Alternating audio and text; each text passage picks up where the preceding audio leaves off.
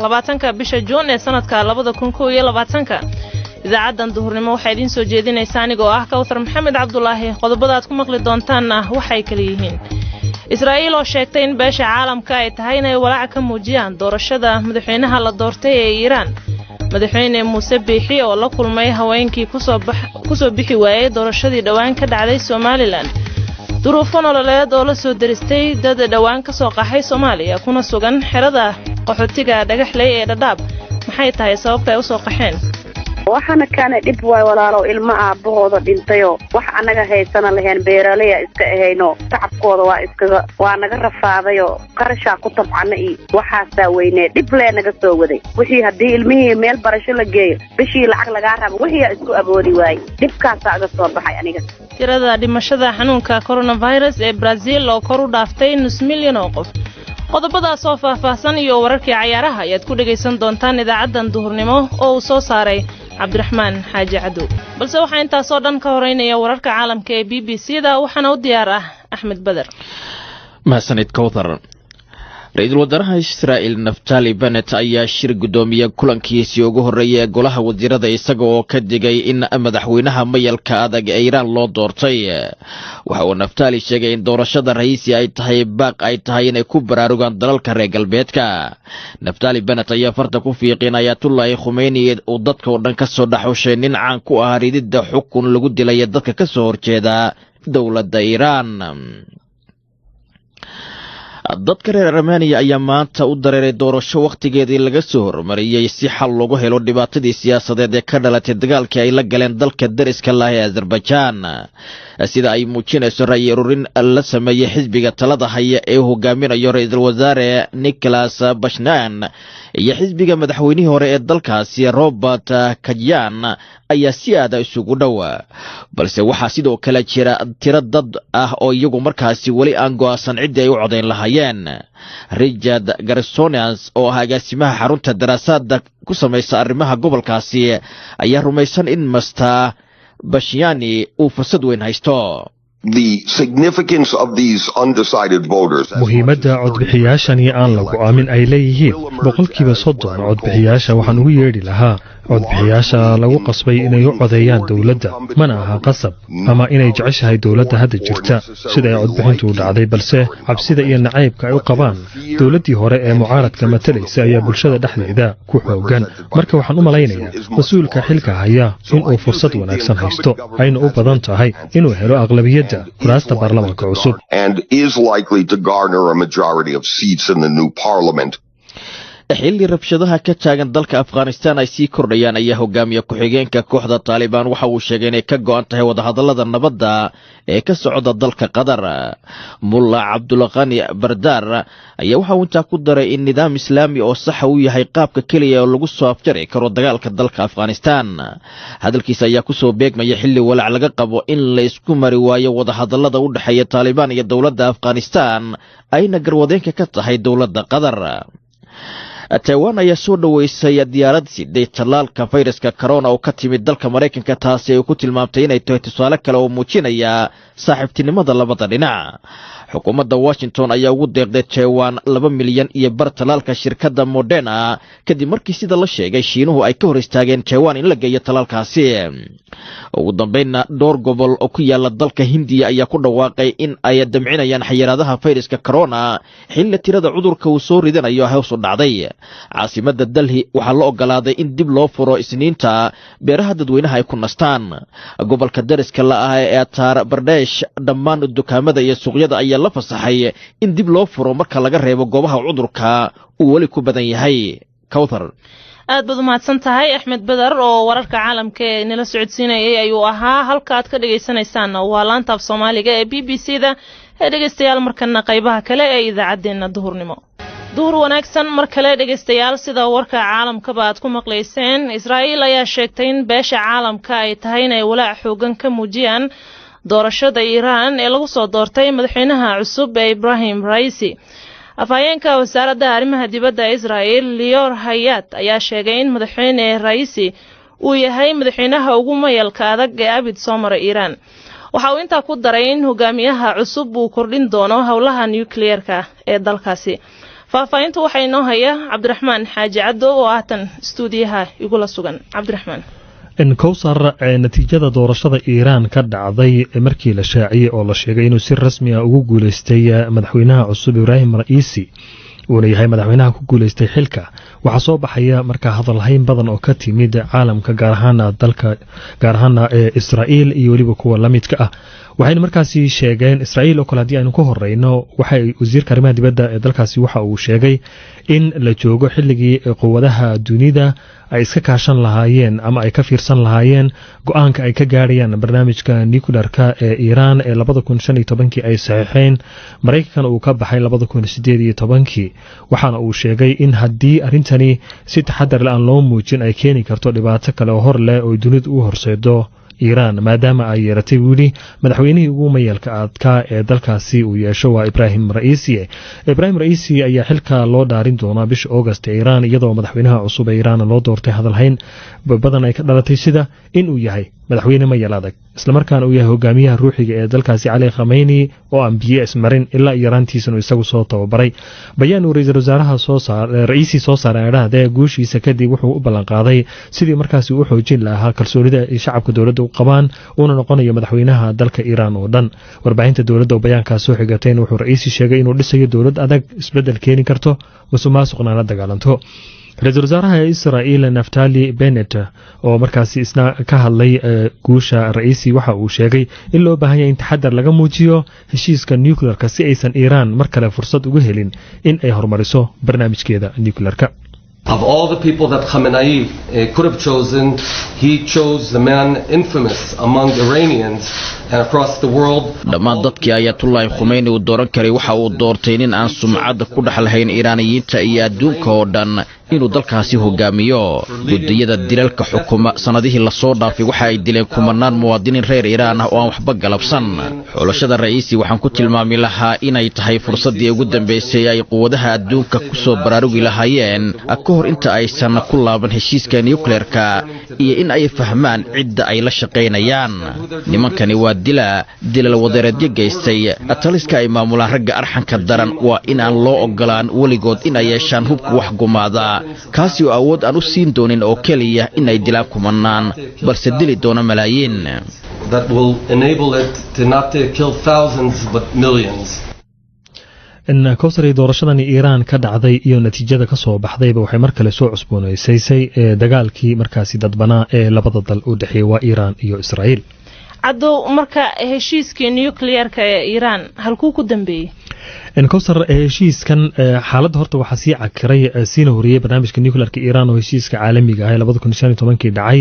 la doonayay in wax looga qabto balse uu Mareykanka 2018 isaga baxay sida Ali Khamenei oo kalena Ra'iisi uu markaasi yahay mid in ka soo horjeeda heshiiska nuclearka Iiraan. Israa'iil mar waliba waxay markaasi kalsooni ku qabin barnaamijka nuclearka Iiraan inuu yahay mid nabadeed oo ay markaasi doonayso Iiraan in qunbulad nuclear ay ku samaysato. haddaba guusha Ibrahim Ra'iisi uu gaaray ayaa ku soo beegmaysa xilli Vienna magaalada Vienna oo markaasi ka socdo wada hadallo la xiriira sidii lagu badbaadin lahaa heshiiska nuclearka ee Iiraan oo waddamadii ka baxayna ay dib ugu soo laaban lahaayeen. afayeen u hadlay wasaaradda arrimaha dibadda Mareykanka wuxuu sheegay wada hadallada aan tooska ahayn in ay sii soconayaan xataa Ra'iisi haddii uu xilka qabto ayuu yiri. Rez Khaste oo ah wariye ku sugan Tehran ayaa BBC-da u sheegay in ay ku kalsoon yihiin in heshiiskani la soo noolayn doono. The conservative government still needs that deal and its benefits. dawladda muxaafidka ayaa wali waxay u baahan tahay heshiiskaasi iyo faa'iidooyinkiisaba kaas oo dib loo soo noolayn doono ka hor inta aanan la calaymo saarin dawladda cusub iyadoo xukuumadda Ra'iisi ay dhaxli doonto heshiiskaas iyo faa'iidooyinkiisaba cunaqabataynta oo la qaado taas oo Iiraan ay aad ugu baahan tahay. marka doorashada Ra'iisi waxba uma dhimi doonto heshiiska nuclearka sababtoo ah aad ayuu ugu baahan yahay nuclear deal because he needs it very much. Israa'iil marka madaxweynahan cusub ee Iiraan loo doortay waxay ugu yeedheen Iiraan iyaga oo la xiriirinaya inuu yahay dilaaga dalkaasi Iiraan iyagoo la xiriirinaya xukunkii dilka ee 1988 lagu fuliyay maxaabiis siyaasadeed xilli uu isagu ahaa markaas Ra'iisi afarta xubnood ee guddiga garsoorka dilka u qaabilsan. caddow intaadan ka bixin wadamada kale ee caalamka sidee uga falceliyeen guusha madaxweynaha Iiraan? kowsar caalamku siyaabo kala duwan ay uga falceliyeen madaxweynaha ruushka Vladimir Putin wuxuu u hambaliyay Ibrahim Raisi wuxuuna sheegay xiriirka labada dal u dhaxeeya inuu yahay mid ku saleysan saaxiibtinimo dhow iyo waliba daris wanaag buu yiri madaxweynayaasha Suuriya Turkiga Ciraaq iyo Istaag Imaaraadkana sidoo kale waxay Raisi u direen fariimo xambaarsan hambaliyo iyo taageerada ay u hayaan afayeen u hadlay ururka Xamaasna wuxuu sheegay Iiraan inuu u rajaynayo horumar iyo barwaaqo halka ay hay'adaha xuquuqda aadanaha caalamiga ay sheegeen in Raisi lagu sameeyo baaritaano la xiriira xasuuqii uu geystay waa tahay aad buu u mahadsan yahay Cabdiraxmaan Xaaji Cadow faafaynta warkaasi inala socodsiinayay markana madaxweynaha jamhuuriyadda gooni isutaageeda ku dhawaaqday ee Somaliland Muuse Biixi Cabdi ayaa goor dhaweyd la kulmay 25 haween ah oo kamid ahaa 28kii haween ahaa ee u sharaxnaa doorashooyinka golayaasha deegaanka iyo wakiilada ee dhawaan ka qabsoomay Somaliland haweenkaas oo ah kuwa aan ku guuleysan hankoodii ay ka lahaayeen inay ku guuleystaan kuraastaasi ay u tartamayeen madaxweyne Muuse Biixi ayaa haweenkaasi u sheegay in xukuumaddiisu ay ka xun tahay sida ay wax u dhaceen dhinaca kalena ay ku faraxsan yihiin in la jabiyay darbi ahaa haweenku ma tartami karaan haatan iyo wixii ka dambeeyana ay tahay in lagu galo sidii haweenka Somaliland ay uga mid noqon lahaayeen siyaasadda taasina si weyn looga howlgali doono wixii wararkani ka soo kordho waxaad ku maqli doontaan idaacadeena dambe hadduu eebaha awoodda la yiraahdo aan Facebook qodobkaas eego dhageystayaashu waxay ka yiraahdeen Faarax Maxamed Caydiid oo ka soo qoray Hargeysa waxa uu leeyahay waan soo dhaweynayaa madaxweynaha Somaliland Muuse Biixi Cabdi ee la kulmay haweenkii ku soo bixi waayay doorashadii ee dhawaan Somaliland ka dhacday runtiina waxay taasi muujinaysaa sida uu madaxweynuhu ugu heelan yahay soo dhaweynta qaybaha kala duwan ee bulshada Xamdi Muuse Saalax oo baran joogto waxay leedahay doorashadii dhawaan Somaliland ka dhacday ee lagu waayay matalaadii haweenka ee siyaasadda runtii waxaa muuqata doorashada inay codeeyeen dumar badan balse iyagu isma doortaan ee waxay doortaan rag ay isku hayb yihiin waa tahay waxay hayeen qaar ka mid ah dhageystayaasha BBC-da ee Facebook iyadoo maanta ay ku beegan tahay maalinta qaxootiga adduunka ayaa waxaa duruufo adag laga soo sheegayaa xerada qaxootiga Dhagaxley ee dalka Kenya dadka dhawaan soo gaaray xeradaasi kana soo barakacay koonfurta Soomaaliya ayaa ka cabanaya hoy la'aan iyo duruufo kale oo nololeed haddaba maxay tahay sababta ay u soo qaxeen maxay yihiin duruufaha nololeed ee la soo diristay si aan faahfaahin ugu helno arintaas ayaa waxaan khadka telefoonka kula xiriirnay Sahro Maxamed Xasan oo ka mid ah dadka 6 bilood ee u dambeeyay soo gaaray xerada qaxootiga ee Dhagaxley Axmed Mursal Xuseen ayayna u warantay muddo waa joogaa oo ku dhow 6 bilood oo waxna aan kaar iyo waxba gacanta aan ku dhigino ilmo yar yar oo ehel iyo adeer iyo awoow waxba ka soo horeen oo aan iska haysto 8 caruurood xagee ka soo qaxdeen waxaan ka soo baxnay gobolkan Dhoogeydan xageeda adi qoryooley ka soo baxnay maxay tahay marka sababta aad u soo qaxdeen oo xiriyaha qaxootiga haatan idin keenay waxana kana dib way walaalo ilmo aabahooda dhintayo wax anaga haysana lahayn beeraley iska ahayno beerihii waa iska qof tacabkooda waa naga rafaadayo qarasha ku tabcana iyo waxaasa weyne dib leenaga soo waday ama ku noolaan kartaan wax barasho la'aan oo wixii hadii ilmihii meel barasho la geeyo bishii lacag laga rabo wixii isku aboodi waay dibkaas aga soo baxay aniga marka dhibaatas maahane oo ilmahaas oo maanta qof igu caawinay laheenino Soomaaliya asiga qof kasta tiisi haysato dibkaas la uga soo baxay marka saasa iska jir caruur yar yar iska haysta hadda aqal ma haysano iyo waxa ku seexano wax walaal oo maalintii cashadii qofkii dibka dadkii naga soo horeeyay wax ay noo soo mareen intaas iskaga noolna marka bal waxaad ka warantaa duruufaha nololeed ee xerada ka jira oo haatan aad ku sugan tihiin anaga wallahi meel gooniyo oo hood oo duur iskaga noolnahay maahane dadkii naga soo horeeyay magaalada ay degan yihiin hata muddo cabaar ay noo jirtaa iskaga noolna biyo nooma dhawo suuq nooma dhawo marka dhibkaas waa iska jira meeshaas iskaga noolnahay dad walaalo oo arkeen dhibkeen ay arkeen waxa oo badar ay noo soo qaraameen iyo marooyin ayna siiyeen iyo waxaasa iskaga noolna marka laga yimaado dadkaas Soomaalida oo xiriyaha ku sugan cid kale taageero ma ka hesheen maya qofna caawiyo iyo qof waxna sii walaalkay ma jiro aqala noo dhisan aqal oo kii eriga lagu xareynayo camal oo ilaahay ugu ogyahay waxna caawiye iyo waxna siiye iyo maanan arag laakiin goorkii ramadaanka eeda wax badar oo la soo aruuriyay fitro camal aanan ugu caawiyey oo meesha deganahay oo islaan lagu sadaqaystay bas ka kale xirnaaya u malayna qofna caawiye iyo wax oo kaar iyo boona iyo wax meelba waxaan aragnayba male wallahi caruurta ka waran barashadooda waxbarasho maya dugsiya la geeyay oo wadaad ay asina Soomaali saas uga soo ambabaxay oo diinta iskaga sadaqaysanay maahane waxbarasho iyo waxa sada meel geysay male laakiin dugsigaas ay dhigtaan Sahroy maadaama aad duruufo nololeed ka soo cararteen haddana duruufo kuwii la mid ah ee xiriyihiina ku haystaan ma idin qorshaysan tahay marka inaad sii joogtaan maadaama duruufo kuwii la mid ah ay haatan idin haystaan dhibkii waan haystaa laakiin hadda waxaan qarash anaga ku laabanay iyo waxaan isku ambabixinaba ma haysano walaalkay dhibkii waa sidiisa laakiin kaar iyo waxaas iyo boone iyo adoo ilaahay noo sahlay waxa iska rajaynaynaa ma jiraan marka qaxooti idinka idin la mid ah oo sidii naas oo kale aan weli wax qaabilaada helin oo xiriyaha ku sugan waa buuxaan boqolaal waa dhooban yihiin maxay rajaynayaan kuwaasi hadda inay iska joogaan saa u malaynayo kolley qofka maskaxdiisa ay tahay kolley ani ma sheegi karo inay sii joogaan kaar iyo waxaas iska helaan oo inay ku noolaadaan inay rabaan inay wadankooda kula ma ogi wallahi qof bini aadan ma la ogaan karaa dad badanaa joogo oo baahana anagoo kale ah waa dhooban yihiin adiga iyo caruurtaada dhawaan xiriyaha yimid maxaa idin qorshaysan wixii sidii ilaahay noo qorshaysan wallahi laakiin sidii ilaahay ka dhigay naqanaysaa kolley qofka aadanka awood male ilaaha awood leh inuu ilaahay awoodiisa nagu maamulo meesha joogna iyo meel kastoo joognaba ilaahay noogu qaalmeeyo Sahro Maxamed Xasan oo ku nool xirada qaxootiga dhagaxley ay ahayd oo Axmed Mursal u waramaysay markana tirada dhimashada ee la xiriirta xanuunka coronavirus ee dalka Brazil ayaa kor u dhaaftay 500 oo kun oo qof taasoo ah tirada ugu badan ee caalamka oo dhan iyadoo khubarada caafimaadkuna ay sheegeen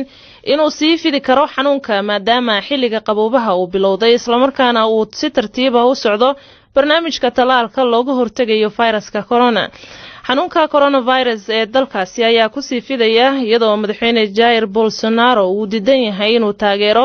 talaabooyinka looga hortago xanuunka sida kala fogaanshaha bulshada faafaynta warkaasi waxay noo haysaa Faadimo Macalin Abuukar Macadka caafimaadka ee Fiocruz ayaa sheegay in xaaladdu ay khatar tahay kaliya 15% ka mid ah dadka waaweyn ayaa si buuxda loo talaalay Koongareeska ayaa baaraya sida ay dawladdu u maareyso xanuunka safmarka ah madaxweyne Bolsonaro ayaa si aad ah loogu cambaareeyay inuusan hirgelin qaab uu dalkaasi wax uga qabto xanuunka iyo sida loogu baahan yahay talaalka xayiraadaha iyo xirashada afxirka wasiirka caafimaadka Marcelo Quiroga ayaa qoraal uu bartiisa Twitterka ku soo qoray wuxuu murugada la qaybsaday aabayaasha hooyooyinka saaxiibada iyo qaraabada kuwa u dhintay xanuunka isagoo sheegay in ilaa 500 oo kun oo qof ay u dhinteen xanuunka kaliya Mareykanka ayaa laga soo sheegay tiro intaa ka badan oo la xiriirta COVID-19 tirada maalinlaha ah ee u dhimanaya xanuunka iyo dalkaasi Brazil waxa kor u dhaaftay 1500 tan iyo bishii Maaj madaxweynaha dalkaasi ayaa sheegay in saameynta xayiraadaha ay ku yeelanayaan dhaqaalaha ay ka darnaan doonto tan fayraska wuxuu ku adkaysanayaa inuu sameeyo wax walba oo uu awooday si talaal looga soo iibiyo dhowr dal balse mucaaradka ayaa ku eedeynaya madaxweynaha inuu daahiyo dalabka talaalka sababo siyaasadeed awgood aad bay u mahadsantahay Faadimo Macalin Abuukar kulamada maanta dhacay hadii aan eegno tartanka qaramada Yurub ee Euro 2020 Talyaaniga iyo Wales ayaa wada ciyaari doona iyo Switzerland iyo Turkiga dhammaan dalalkaasina waxay ka wada tirsan yihiin groupka E waxayna kulamadaasi soo gali doonaan 7 fiidnimo oo gow ah markana baafintii